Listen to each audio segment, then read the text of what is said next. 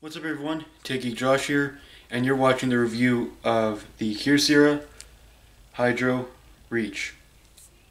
So without any further ado, let's get started.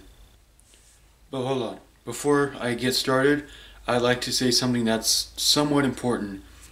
So, the time that I'm shooting this video is, as you can see here, 4:48. At 5 o'clock, I'm supposed to be heading to another school to help out another teacher with a certain task. I happen to, I just happen to be wearing my my school shirt. If you can read that, I can't even read it because it's backwards on camera, but you could pause to read it. It's just my school that I go to. But anyway, I'm supposed to be helping my teacher at 5 o'clock. I'm not going to be going, so that's basically all I wanted to say. I don't know if it was important to you guys, but just thought I would say that. Alright, now let's get on to the review. So let's start out with the display. We get a 5-inch IPS LCD display with a resolution of 540 this way by 960 that way, which equals to a pixel density of 220. Not bad for a low-end phone that this is, but also not very impressive. As for the cameras on the Kyocera Hydro Reach, we get a 5 megapixel rear camera with autofocus, with features like smile detection, digital zoom, self-timer, digital image stabilization, and geotagging. Whereas the settings include exposure compensation, ISO control, and white balance presets. And shooting modes does include burst mode, HDR, frames, and effects. In the front, we get a 2 megapixel camera right there. Now, since we're talking about the camera, let's go ahead and go into, well, the camera on the Kyocera Hydro Reach. So here's the camera interface for the Hydro Reach, and I'll go ahead and show you around. Top left up here is your settings icon. You tap that and bring it up closer. Tap that. It's laid out like so. Photo. You get your size all the way up to 3.6 megapixels or 3.6 m, presumably megapixels. 16 by 9, 2560 by 1440, and then all the way down to 3.6 m, 1.1, 1920 by 1920. Then you got your flash, auto on and off, self timer, 10 seconds, 5 seconds, 2 seconds or off. Touch shutter, I can have it on or you can turn it off like so. Smile shutter, on or off, I have it off. For video, we get your size, HD 720p, 1280 by 720, which is 720p, which I accidentally bumped it down a little bit. All the way down to 4:3 QCIF, 176 by 144. And then you got your light, on, auto, or off. And then over here we get your general, switch camera to the front, add location info. See there, basically on or off. Auto review, no limit, 2 seconds or off. Grid lines on or off. Volume key, you can set it to zoom, take a picture or record a video. I like to keep it at zoom. I don't know why it keeps backing out like that. Shutter sound on or off. Edit quick settings, which are these on the side. You can customize those like so. You can drag any one of these except for the reset settings, obviously. You can drag any one of these over here and you can arrange them however you like.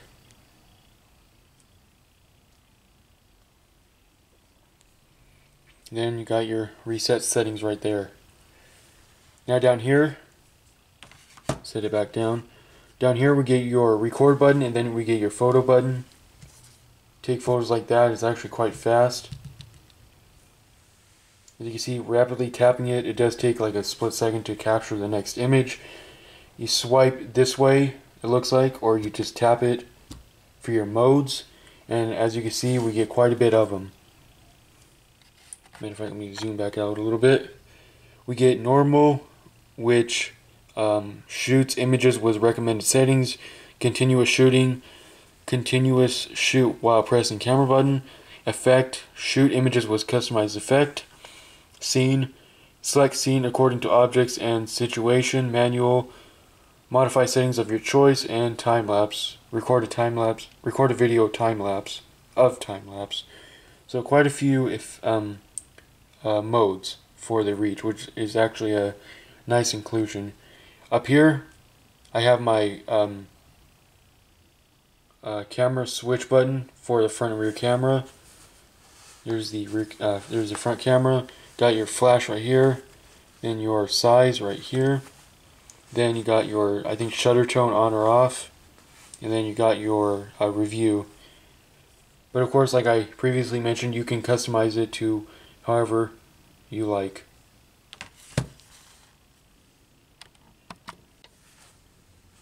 The Hydro Reach runs a quad-core 1.1 GHz Qualcomm Snapdragon 210 processor, as you will see right here when we open up CPU-Z. Qualcomm Snapdragon 205-208, basically a 210, clocked at 1.09 GHz, but it's close to 1.1 GHz, with a Cortex A7 CPU, which you can see right here, and an Adreno 304 GPU, which you can see right down here, if you can see that little print. And it also features 1 GB of RAM. Now that quadrant has just finished, let's see what kind of score we get. And another phone that doesn't let us run the quadrant standard, so I'm not really going to bother running another one just because for time's sake, and because it'll just take time, and you guys, how do you say, I'm trying to take my time, but I seem to be going fast anyway. But yeah, I'm not gonna do another one just because there's no point if it's gonna say the same thing. But let's go ahead and see if we're able to run a Geekbench 4 basically. I'm messing up a lot, I do realize that. But anyway, I'll catch you guys in a minute when this test is finished. So let's run it, and I'll see you when it's finished. So, Geekbench is finished and quite some time later. So, as for the single core score, we get 387. For the multi-core score, we get 961. And that's what you would expect for a 1.1 GHz quad-core processor. But if I do say so, I think the Rizio 2 might have been better than this. I might be wrong, I might be right. I have no clue at this point. Yeah, you shouldn't expect these scores to be on these boards, so that's to give you an idea of how it runs. Now, storage-wise is not very much. You get 8 GB of built-in memory, but as you can see, it only shows like 3.82, but there is 8 GB on here. But after installing and updating all the necessary apps, you won't be left with much. As you can see right here, I have 0.99 GB available. And yes, you can go down here, clear the cache, and let's see if this does anything. As you can see, I got a little bit back, but well, there you go. I got a full gigabyte back. And you can also go in here to MISC, and you can also clear these out. Little quick tip for you guys. And this will also free up some space on your device, but not much. As you can see there, I gained a full gigabyte back, which is very nice. You can expand storage via the micro SD card slot, which is found on the back right on top of the SIM card slot. the Reach here can hold up to a 64 gigabyte micro SD card. Now, something very disappointing with the Hydro Reach is the battery life. Yes, you heard me. As you can see, right now my Hydro Reach is at 76%, and that's not very good because I think just last night I fully charged it all the way to 100%. And when I checked it this morning, just a quick glance at it to make sure how it's doing on battery, it was down to like 93% and wasn't even being used overnight, of course. And it does have a 2,160 milliamp hour Li-ion non-removable battery. So it's a non-removable battery, so you can't really do anything about that.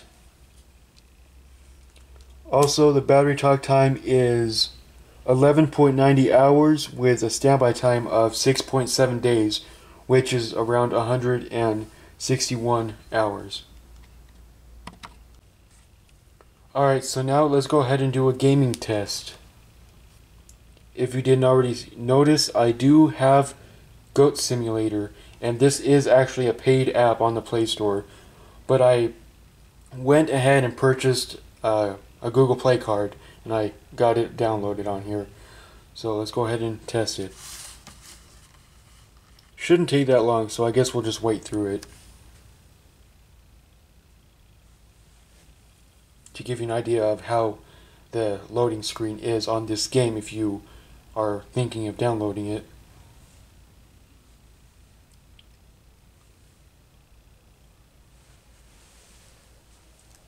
Not too much longer, any second probably. And here you go. I have never played it on this one. I have it on other devices and I actually progressed quite a bit, but just not this one.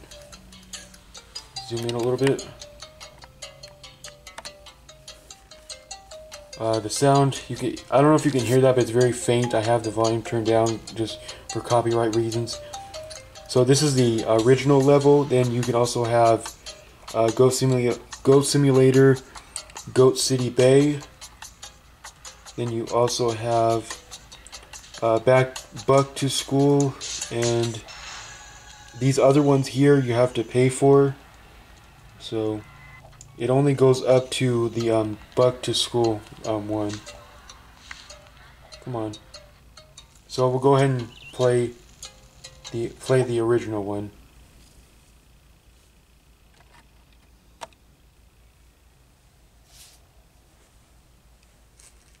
This will show you how this 1.1 gigahertz processor, quad-core processor is. I think this might actually be somewhat of a graphic-intensive game.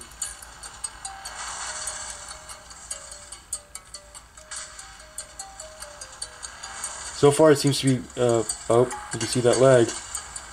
You see it, lagging quite bad. Oh crap. I actually meant to hit these propane tanks.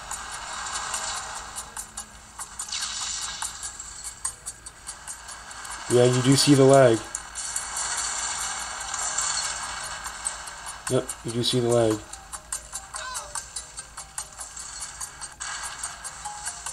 Not pressing the right button. Anyway, Goat Simulator on this phone isn't too bad. It's still pretty playable, but you will encounter quite a bit of lag, as you can probably see. It does smoothen out, but not for long. But yeah.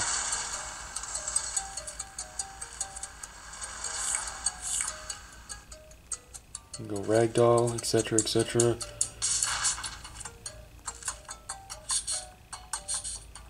Trampoline. Jacksepticeye. No, I used to watch him, but I don't anymore. Anyway, yeah, you will notice some lag with Goat Simulator on the Hydro Reach.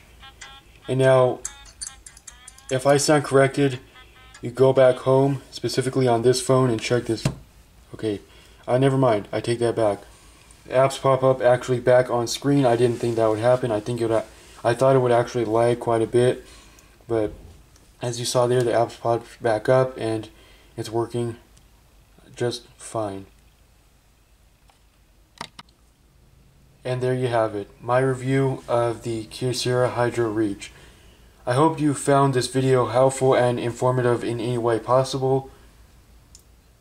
And I'll see you again in the next one.